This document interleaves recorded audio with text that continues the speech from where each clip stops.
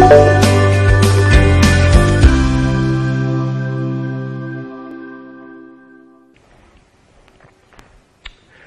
Students, आज का हमारा टॉपिक है Newton's laws of motion. Newton's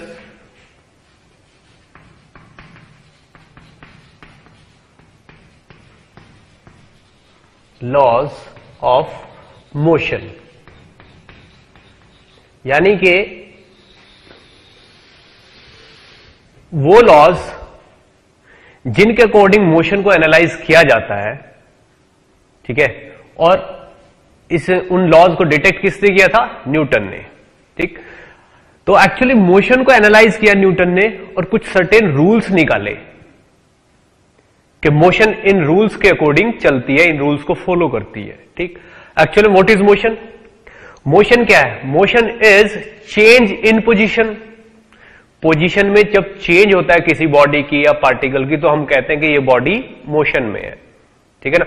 और पोजीशन में चेंज बिना फोर्स के नहीं हो सकता। जब तक कोई पोजीशन में चेंज नहीं करेगा तब तक पोजीशन में चेंज नहीं होगा, ठीक। तो एक्चुअल में अगर हम मोशन को देखें, यहां पे मोशन की बात की जाए तो motion is related to change in position, और चेंज इन पोजीशन को क्या बोला जाता है यहां पे? वेलोसिटी, ठीक है ना।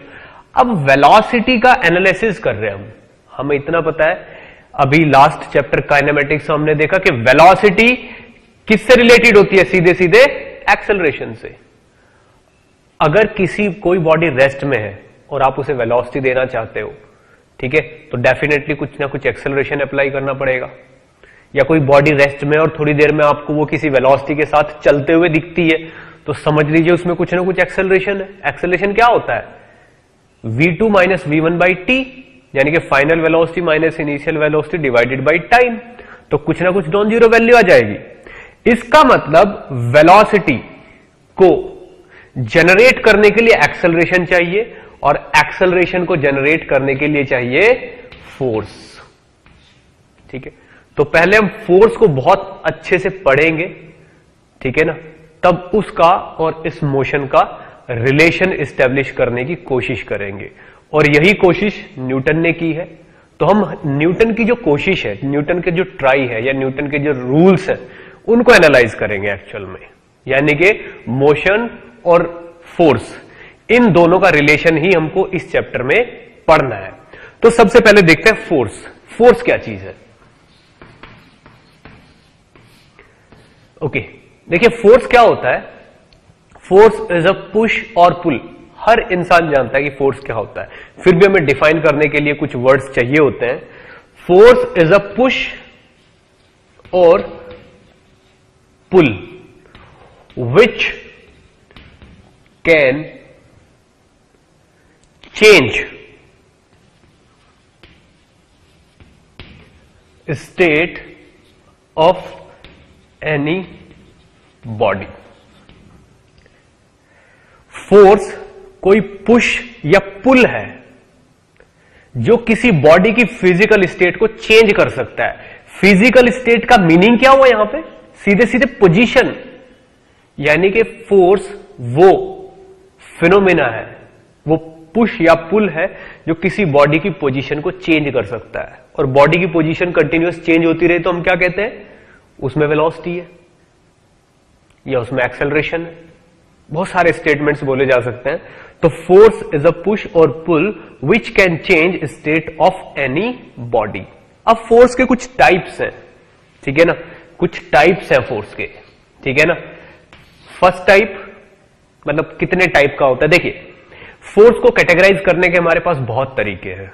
इनफैक्ट कैटेगराइजेशन या क्लासिफिकेशन के लिए जरूरी है आप किस बेसिस पे उसको रख के एनालाइज कर रहे हो। मान लीजिए बहुत सारे लोगों का ग्रुप है, हम चाहते हैं कि हम कलर के बेसिस पे कैटेगराइज करें, तो हम बहुत ज्यादा फेयर लोगों को अलग कर सकते हैं, कम फेयर लोगों को अलग कर सकते हैं, काले लोगों को अलग कर सकते हैं। तो कलर के बेसिस पे हमने क्लासिफिकेशन कर दिया, ये मैक्सिमम फेयर, ये मॉडरेट फेयर, ये ब्लैक, ऐसे कैटेगरी हाइट के बेसिस पे कर सकते हैं, 6 फुट से ज्यादा लंबे लोग इधर जाइए, 6 से 5.5 फुट के बीच के लोग इधर आइए। तो ये कलर हाइट के बेसिस पे कैटेगराइजेशन होगा। वेल्थ के बेसिस पे भी किया जा सकता है कि इस अमाउंट से ज्यादा वेल्थी लोग इधर, इस अमाउंट से कम वेल्थी लोग इधर, और गरीब लोग इधर। इस तरीके से वेल्थ के बेसिस पे कैटेगराइजेशन किया जा सकता है। इसी तरीके से किसी भी चीज को या किसी भी ग्रुप को या किसी भी फिनोमेना को कैटेगराइज करने के लिए बेसिस होते हैं, ठीक है ना। यहां पे एक बेसिस के अकॉर्डिंग इस फोर्स को 4 कैटेगरीज में डिवाइड किया गया है, मतलब 4 तरीके के फोर्सेस देखे जा सकते हैं। वो बेसिस क्या है? That is nature. तो नेचर के बेसिस पे 4 टाइप के फोर्स पाए जाते हैं, ठीक है ना। पहला ग्रेविटेशनल फोर्स, जिसको हर कोई फील करता है, इसलिए इसको मैं पहले नंबर पे लिख रहा हूं, ग्रेविटेशनल फोर्सेस। ग्रेविटेशनल फोर्सेस कौन से? जो आप अभी इस वक्त फील कर रहे हो, जिसकी वजह से ये चौक नीचे जाती है, जिसकी वजह से हम जमीन पे खड़े हुए हैं। अर्थ हर चीज को अपनी तरफ खींच रही है, दैट इज ग्रेविटेशनल फोर्स। उस फोर्स के लिए किसी का कॉन्टैक्ट करना या किसी से कनेक्ट होना जरूरी नहीं है, किसी का धकेलना जरूरी नहीं है। किसी भी ऑब्जेक्ट को आप छोड़ दो, वो अपने आप अर्थ के सेंटर की तरफ अट्रैक्ट होगा। That force is gravitational force. Second, electromagnetic force. Electromagnetic forces, ठीक। इलेक्ट्रोमैग्नेटिक वो फोर्सेस हैं जो ग्रेविटेशनल नहीं है। सबसे पहली बात तो ये वो फोर्स जो अर्थ के अट्रैक्शन की वजह से नहीं है, ठीक है। अब इलेक्ट्रोमैग्नेटिक फोर्स, क्योंकि हर चीज एटम से मिलकर बनी है, इलेक्ट्रॉन्स, प्रोटॉन्स, न्यूट्रॉन्स, इनसे मिलकर बनी है, चार्जेस से मिलकर बनी है, ठीक है। तो जब हम सब जानते हैं पॉजिटिव एक दूसरे को रिपेल करते हैं, नेगेटिव रिपेल करते हैं, अपोजिट चार्जेस अट्रैक्ट करते हैं, ठीक है ना। ऐसे बहुत सारे फैक्टर्स हैं जो हम जानते हैं, ठीक है। तो उन फैक्टर्स की वजह से लगने वाला फोर्स इज इलेक्ट्रोमैग्नेटिक फोर्स, जो कि नेचर में ग्रेविटेशनल नहीं होगा, ठीक। सपोज करिए कोई स्ट्रिंग है आपके पास, एक हाथ से और दूसरे हाथ से पकड़ के आप उसको ऐसे खींच रहे हो, तो उसके जो एटम्स हैं वो भी एक दूसरे पे फोर्स लगा रहे हैं, ठीक है ना। आप कहीं से भी उस स्ट्रिंग को टच करके देखोगे, वहीं से टाइट मिलेगी आपको, ठीक है ना। मान लीजिए आप कहीं किसी चीज को ऐसे पुश कर रहे हो, तो अगर आप किसी वॉल को पुश कर रहे हो, तो वॉल के जो पार्टिकल्स हैं वो भी पुश हो रहे हैं, ठीक है। तो ये जो कन्वे हो रहा है फोर्स, ठीक है ना, दिस इज इलेक्ट्रोमैग्नेटिक फोर्स, जो एटम्स के, इलेक्ट्रॉन्स के, प्रोटॉन्स के इंटरेक्शन की वजह से जनरेट होता है। Third, nuclear force. Nuclear forces, ये वो फोर्सेस है, ठीक है ना, जो न्यूक्लियस के लेवल पे लगते हैं, ठीक है। बहुत ही वीक फोर्सेस होते हैं, बहुत ही कम, इनके कंपैरिजन में बहुत ही कम अमाउंट होती है इनकी, ठीक है ना। अब fourth is weak forces.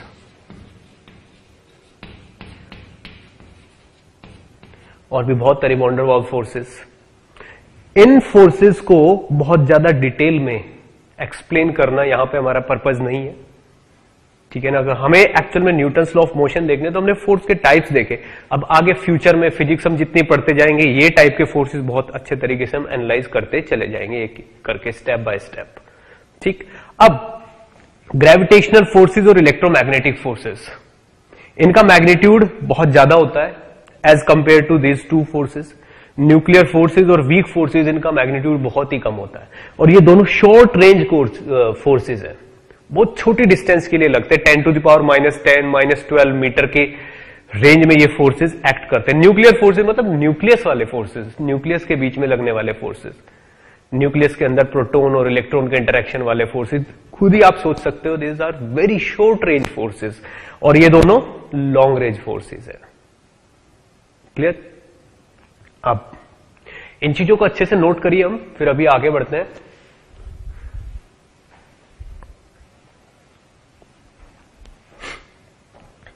Okay, तो बहुत ही ब्रीफ इंट्रोडक्शन फोर्स के बारे में हुआ। अब आ जाते हैं हम लॉज पे, ठीक है ना। फर्स्ट लॉ,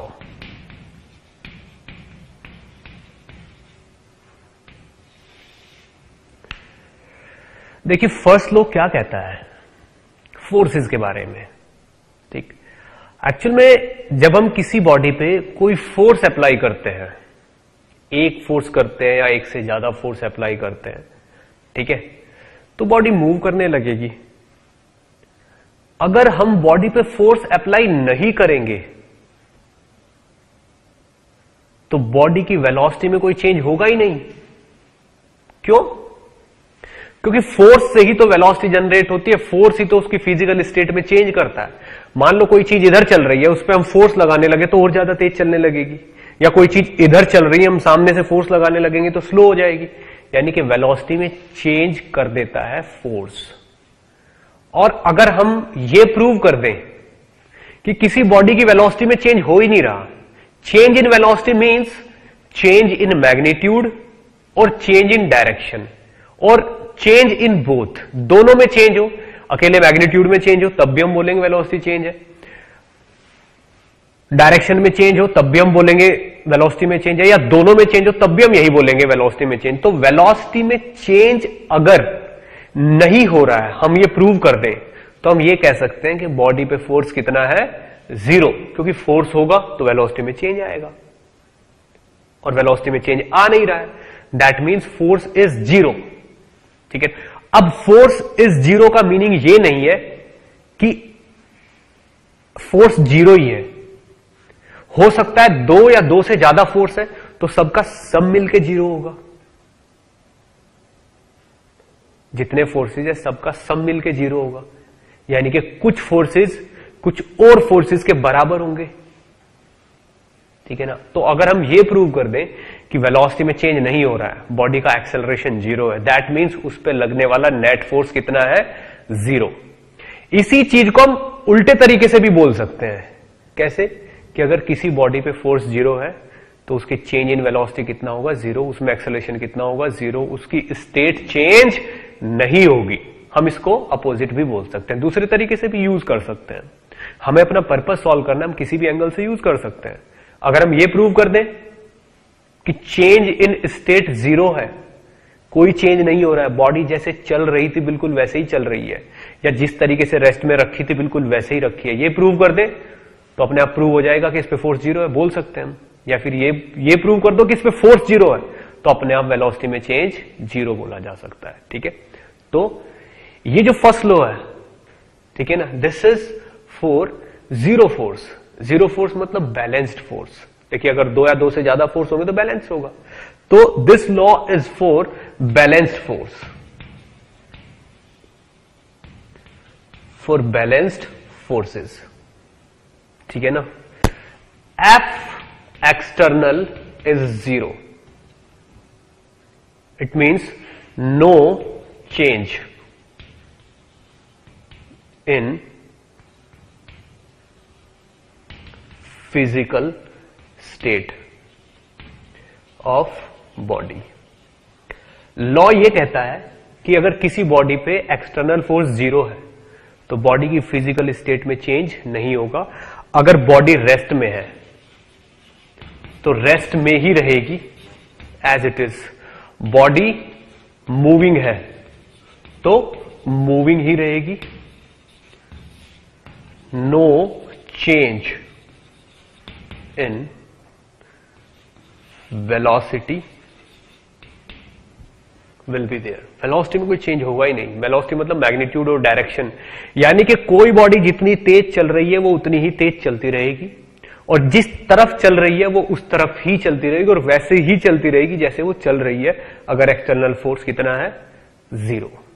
ठीक है ना, इस रूल का हम बहुत फायदा उठाते हैं, बहुत जगह इसका फायदा उठाते हैं। इसका फायदा कैसे उठाएंगे हम?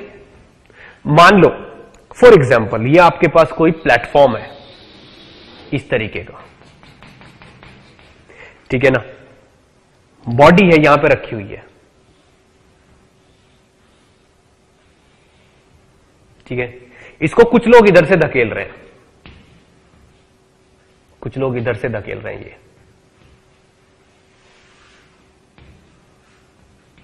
ये इस तरफ फोर्स कितना लगा रहे हैं, F1, ठीक है ना, और कुछ लोग इधर से धकेल रहे हैं इसको।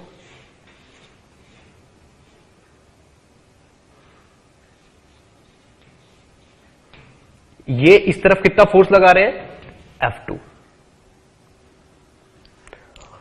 और बॉडी रेस्ट में है, इससे क्या कंक्लूजन निकलेगा, F net is equal to 0। Body rest में है, no change in its state, no change in its state, और ये जो बिल्कुल आइडियल फ्लोर है, ये कोई फोर्स नहीं लगाती, कोई फ्रिक्शन कुछ नहीं है, तो F नेट 0 है। और F नेट क्या है बॉडी पे, दैट मीन्स नेट फोर्स 0। यहां से क्या कंक्लूजन निकलेगा कि F1 is equal to F2, both the forces are same, यानी कि ये जो अगर ये राम है और ये श्याम है, तो both are applying same force in opposite direction. ये कैसे फायदा उठाया, कहां से पता चला, ये कंक्लूजन कहां से ड्रॉ किया हमने फर्स्ट लॉ की हेल्प से ड्रॉ किया है, क्योंकि हमें फर्स्ट लॉ ये कहता है कि अगर बॉडी चल ही नहीं रही है, रेस्ट में, तो उस पर लगने वाले जितने भी फोर्सेज है सबका सम कितना होगा, 0। क्या बात समझ में आई? इसी तरीके से हम बहुत सारे कंक्लूजन ड्रॉ करेंगे, ठीक है, किसकी हेल्प से, फर्स्ट लॉ की है। तो फर्स्ट लॉ क्या कहता है, फाइनली कोई बॉडी रेस्ट में तो रेस्ट में ही रहेगी, कोई बॉडी मूविंग है तो वो मूविंग ही रहेगी, जिस तरफ चल रही है उसी तरफ चलती रहेगी, अगर उस पर एक्सटर्नल फोर्स कितना हुआ, 0। ठीक है, चलिए अब आते हैं हम सेकेंड लॉ पे। सेकेंड लॉ क्या कहता है, this is for unbalanced forces, for unbalanced forces. जब बॉडी पे फोर्सेस बैलेंस नहीं होंगे, यानी कि फोर्स तो लग ही रहा है, यानी कि उसकी स्टेट में चेंज होगा ही होगा, ठीक है ना, if F external is not 0, ठीक है। तो लॉ ये कहता है कि बॉडी में एक एक्सेलरेशन जनरेट हो जाएगा, जिसकी वैल्यू फोर्स जो भी एक्सटर्नल लग रहा है उस पर, जो भी उस बॉडी के बाहर से कोई फोर्स लगा रहा है, उसको किससे डिवाइड कर देंगे हम, मास से। बोला कि अगर एक्सटर्नल फोर्स 0 नहीं है तो बॉडी में एक एक्सेलरेशन आ जाएगा, जिसकी वैल्यू कितनी होगी, F एक्सटर्नल बाई मास, यानी कि F is equal to F upon M। यहीं से जनरेट होता है F is equal to M A, यानी कि force is equal to mass into acceleration, वो ये कहता है, ठीक। This is second law. अगर फोर्स बैलेंस नहीं है, बॉडी रेस्ट में नहीं है, मूविंग है, और उसकी वेलोसिटी चेंज हो रही है, अगर F एक्सटर्नल 0 तो velocity will change, velocity change होगी किसके अकॉर्डिंग, एक्सेलरेशन के अकॉर्डिंग, एक्सेलरेशन तो आएगा ही आएगा, and acceleration will be in same direction as force. जिस डायरेक्शन में फोर्स होगा उसी में एक्सेलरेशन होगा, क्यों, क्योंकि mass is a scalar quantity, वो डायरेक्शन को चेंज नहीं कर सकती, और उसकी वजह से डायरेक्शन पे कोई फर्क भी नहीं पड़ता, वो केवल इसके मैग्नीट्यूड को मल्टीपल कर सकती है। तो force is equal to M into A. अभी इस फोर्स पे हमें बहुत सारे एग्जाम्पल्स करने हैं, ठीक है ना। मैं इस पे अगर आपको एग्जाम्पल देना की कोशिश करूं कि एक बॉडी है 2 kg की, उस पर 10 न्यूटन का फोर्स लग रहा, तो एक्सेलरेशन कितना होगा, 10/2 इज इक्वल टू 5, ठीक है ना। तो उस टाइप के एग्जाम्पल से हमारा कोई IQ लेवल नहीं बढ़ने वाला, ठीक। तो इस चीज पे हम बहुत अच्छे अच्छे एग्जाम्पल करेंगे, लेकिन अभी हमें थर्ड लॉ कंप्लीट करना है, इसको आप अच्छे से नोट करिए, फिर इनको मैं समराइज करके इस पे अच्छे अच्छे एग्जाम्पल लेके हम थोड़ा लेवल बिल्डअप करेंगे।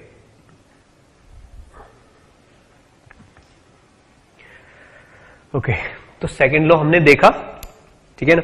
सेकेंड लॉ में F एक्सटर्नल का मीनिंग ये नहीं है कि एक सिंगल फोर्स लग रहा है, F एक्सटर्नल बहुत सारे फोर्सेस का ग्रुप भी हो सकता है, यानी कि अगर मैं लिख रहा हूं कि F is equal to MA, that mean F external can be a sum of so many forces, बहुत सारे फोर्सेस का सम भी हो सकता है, ठीक है ना। हो सकता है 10 न्यूटन इधर लग रहा हो, 2 न्यूटन इधर लग, तो नेट फोर्स कितना हो गया, 8 न्यूटन, वो भी हो सकता है ये, ठीक है।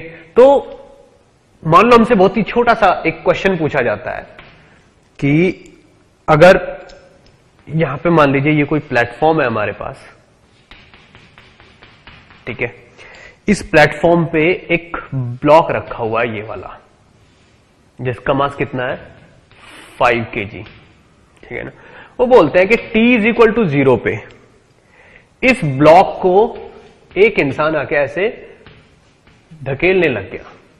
कितना फोर्स लगा के इस तरफ फोर्स लगा रहा है वो F is equal to 20 newton, ठीक है ना। तो बोल रहा है what is the distance travelled, what is the distance travel after t is equal to 3 seconds. क्या करेंगे इसके लिए हम? डेफिनेटली अगर ये बॉडी रखी है 5 kg की और वो उस पर फोर्स लगाना शुरू कर देता है, कितना 20 न्यूटन, तो कुछ इसमें एक्सेलरेशन आ जाएगा, धकेल के कहीं ना कहीं तो ले जाएगा इसको, और कंटिन्यूअस धकेले ही जा रहा है कांस्टेंट फोर्स से, तो डेफिनेटली ये चीज आगे चलेगी और किसी पोजीशन पे पहुंच जाएगी। कैसे फाइंड आउट करेंगे? ठीक है ना, सबसे पहला काम क्या होगा, सेकंड लॉ लगाइए, F is equal to M A. यहां से इसका एक्सेलरेशन फाइंड आउट करिए F बाई एम करके। F कितना होगा 20 बाई कितना, M कितना है 5, कितना हुआ 4 मीटर पर सेकंड स्क्वायर, ये इसका एक्सेलरेशन हुआ। अब यहां से एक्सेलरेशन लगना शुरू हुआ है, इनिशियल वेलोसिटी कितनी है 0, ठीक है ना। ट्रेवल डिस्टेंस निकालनी तो S is equal to UT plus half AT square की आप हेल्प ले सकते हो। क्यों? बॉडी कांस्टेंट फोर्स है, फोर्स कांस्टेंट मतलब जो कि मैग्नीट्यूड और डायरेक्शन दोनों में कांस्टेंट हो, एक स्ट्रेट लाइन में ही बॉडी को चलाएगा, ठीक है, और with constant acceleration. Constant acceleration कितना 4, तो 0 plus half into 4 into 3 second, 3 का स्क्वायर, तो कितना हो गया बताइए, कितना हो गया? S इज इक्वल टू हो गया, इस 2 से ये कट के कितना आ गया 2, 18 मीटर। ये आपका आंसर होगा, ठीक है। ये सेकंड लॉ का एक बहुत ही स्मॉल लेवल पे यूज था, ठीक है ना। अब आते हैं हम थर्ड लॉ पे, नोट करिए इसको अच्छे से।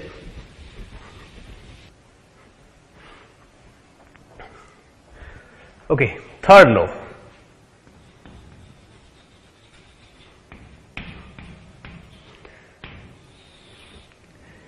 Most important and most conceptual point है ये थर्ड लॉ जो है। देखिए क्या है, न्यूटन ने बताया कि अगर हम किसी बॉडी पे कोई फोर्स लगाते हैं तो वो बॉडी भी हम पे उतना ही फोर्स अपोजिट डायरेक्शन में लगाती है। यानी कि अगर बॉडी ए बॉडी बी पे, यानी कि बॉडी ए अगर बॉडी बी पे कोई फोर्स लगा रही है ऐसे, इस तरफ यूं फोर्स लगा रहे हैं ऐसे, ठीक है, तो बॉडी ए बॉडी बी पे फोर्स लगा रही है, ठीक है, तो बॉडी बी भी बॉडी ए पे उतना ही फोर्स लगाएगी अपोजिट डायरेक्शन में। क्लियर? बॉडी ए, अगर ए बॉडी बी पे फोर्स अप्लाई कर रही है F, तो बॉडी बी भी ए पे फोर्स अप्लाई करेगी F, but in opposite direction, but in opposite direction, ठीक।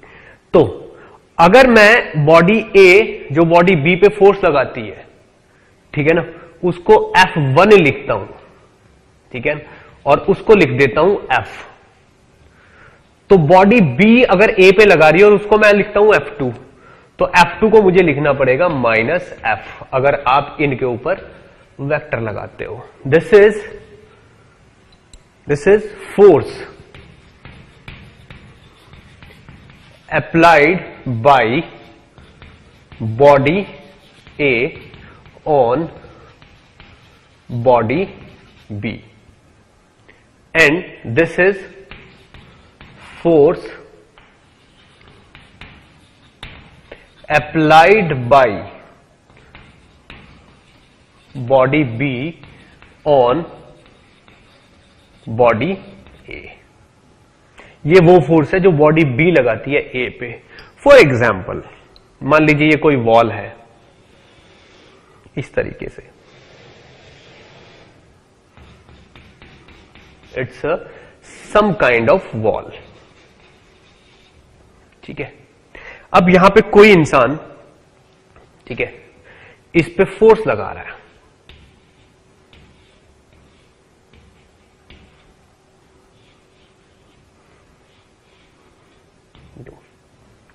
ठीक है, तो क्या होगा अगर इस बॉडी पे, इस वॉल पे ये एफ फोर्स इस तरफ लगा रहा है, ठीक है, तो ये वॉल भी इसके हाथों पे सेम फोर्स अपोजिट डायरेक्शन में अप्लाई करेगी F2, और F1 और F2 जो है वो मैग्नीट्यूड में बिल्कुल बराबर होंगे। लेकिन अगर आपको शौक चढ़ा के मैं इसे वेक्टर फॉर्म में ही लिखूंगा और आप चाहते हो कि मैं F1 को वेक्टर फॉर्म में लिखूं और उसको लिख रहा हूं मैं F0 लिख रहा हूं, मान लीजिए, जबरदस्ती के वेक्टर फॉर्म में ही लिखो, तो F2 को आप लिखोगे, जब बोला जाएगा अब F2 लिखे माइनस F0, लिखना ही पड़ेगा माइनस F0। क्यों? क्योंकि F0 force in opposite direction, F0 force in positive direction और ये नेगेटिव डायरेक्शन। तो इसके हैंड्स पे अगर मैं इसका अलग से डायग्राम बनाऊं, ठीक है ना, इस तरीके से यूं, तो इसके जो ये हैंड्स हैं यहां पे, ये इन हैंड्स पे भी एक फोर्स लगेगा इस तरफ। ये फोर्स क्या होगा? F2। ये किसने? This is force applied on hands bye wall. इसके हाथों पे दीवार ने कितना फोर्स लगा वो ये है, ठीक है ना। और इस वॉल का अगर मैं FBD बनाऊं यहां पे, ये अगर वॉल है तो वॉल पे एक फोर्स लगेगा ये वाला, ये और ये फोर्स कौन सा होगा? F1।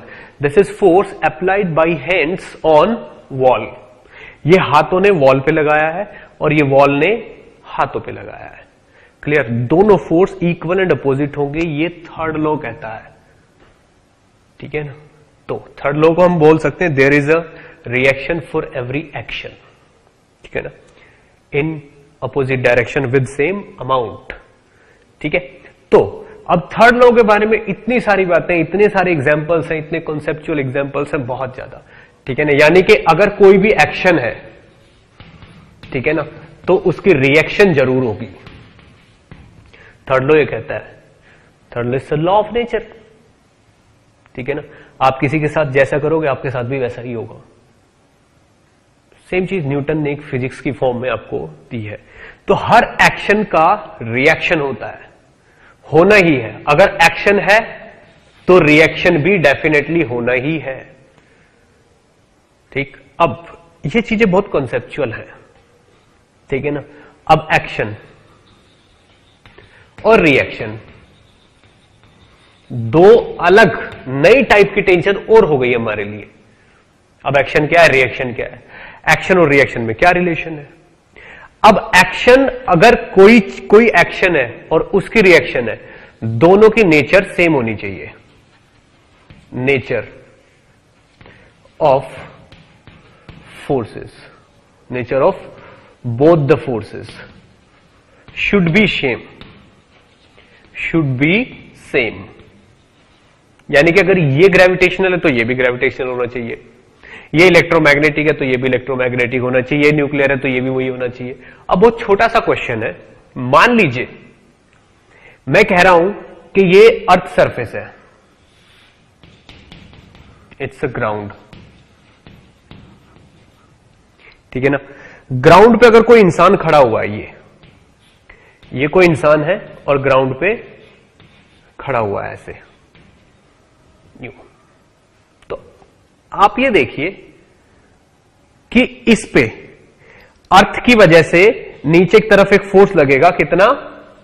mg।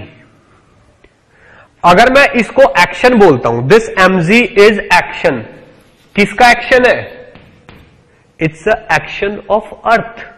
ये अर्थ का फोर्स है जो अर्थ ने इस मैन पे लगाया है, कितना है? mg। इसका मास कितना है? m। इसकी रिएक्शन कहां होगी? Where? Reaction, where is the reaction of this force? क्या आप मुझे बता सकते हो रिएक्शन कहां होगी? सोचिए और फिर मैच करना क्या है। क्या रिएक्शन ये होगी? अगर मैं आपसे क्वेश्चन पूछने लगूं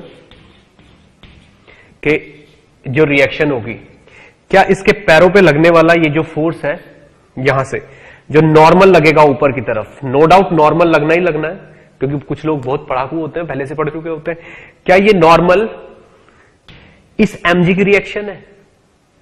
क्या ये रिएक्शन है? आंसर अगर हां है तो मैच करिएगा, ना है तो भी मैच करिएगा। इन रियलिटी ये नॉर्मल, मुझे पता है कि ये नॉर्मल जो है डेफिनेटली mg के बराबर है, ये हमारी पुराने स्टडीज के बेसिस पे हम कंक्लूजन निकालते हैं, this normal is equivalent to mg। लेकिन क्या ये नॉर्मल इस mg की रिएक्शन फोर्स है? तो आंसर है नो, नहीं, ये नॉर्मल रिएक्शन नहीं है। क्यों? क्योंकि ये रूल फॉलो नहीं करता। क्या? mg तो ग्रेविटेशनल फोर्स है, it's a gravitational force, gravitational force, and this normal is electromagnetic force. तो नेचर तो सेम हुई नहीं, तो ये अगर एक्शन है तो ये चीज रिएक्शन नहीं हो सकती, नॉर्मल रिएक्शन नहीं है, तो फिर रिएक्शन कहां है? Reaction is at the centre of earth. इस फोर्स की रिएक्शन कहां पे है? अर्थ के सेंटर पे। यानी कि अगर ये अर्थ है, इफ दिस इज अर्थ, ठीक है, तो रिएक्शन यहां पे होगी। क्यों? क्योंकि अगर ये चीज इस मैन को नीचे की तरफ खींच रही है यहां पे यूं, तो ये मैन भी अर्थ के सेंटर को, this is centre of earth, तो ये चीज भी अर्थ के सेंटर को अपनी तरफ खींच रही होगी। अब ये तो एक्शन हुआ और ये हुई रिएक्शन, तो इस एक्शन की रिएक्शन आपको अर्थ के सेंटर पे दिखाई देगी, वो भी ग्रेविटेशनली है। Gravitation force is equal to gm1m2/r²। ये फोर्स है gravitational force, this is gravitational force. तो ये फोर्स मैन के सेंटर पे लग रहा है और यही टाइप का फोर्स अर्थ के सेंटर पे लग रहा है, तो ये दोनों फोर्स एक दूसरे की रिएक्शन है, ना कि ये वाला नॉर्मल और ये वाला mg, ये दोनों रिएक्शन नहीं है। तो these two forces are not action reaction pair, are not action reaction pair. Clear? इस चीज को बहुत अच्छे से नोट करिए, फिर हम आगे बढ़ते हैं।